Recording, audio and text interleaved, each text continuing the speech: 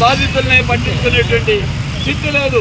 Vijayawada corporation ఎలాగా పట్టించుకోవట్లా, కేంద్రం ఎలా పట్టించుకోవట్లా, రాష్ట్ర ప్రభుత్వం పట్టించుకోవట్లా.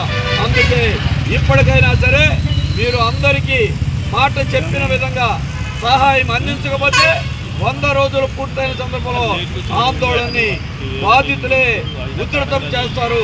దాంతోపాటు బుడమేరు ముంపు నివారణ చర్యలకి నిధులు కేటాయించి టెండర్లు పిలవండి, మళ్ళీ వరద రాకుండా చేయండి, ఈ ప్రాంత ప్రజలని కాపాడండి సిపిఎం తరఫున డిమాండ్ చేస్తూ ముఖ్యమంత్రి గారు దీని మీద వెంటనే అఖిలపక్ష సమావేశం కూడా జరపండి. ఇంటింటికి బాధితులకి సర్వే చేయించి వారం రోజుల లోపల 100 రోజులు దాటిన తర్వాత ఆయన సహాయం ఇప్పించాలని మేము డిమాండ్ చేస్తాం. చాలా వరద బాధితులు వరద సహాయం, చాలా వరద బాధితులు వరద సహాయం.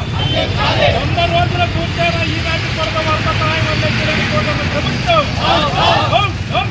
ప్రభుత్వం వరద బాధితులకు అన్యాయం చేస్తున్న కూటమి ప్రభుత్వం, ఎన్నికల్లో ఉన్న వరద బాధితులు రిలీజ్ చేయలేని కుటుంబ ప్రభుత్వం, చాలా వరద బాధితులు వరద సహాయం.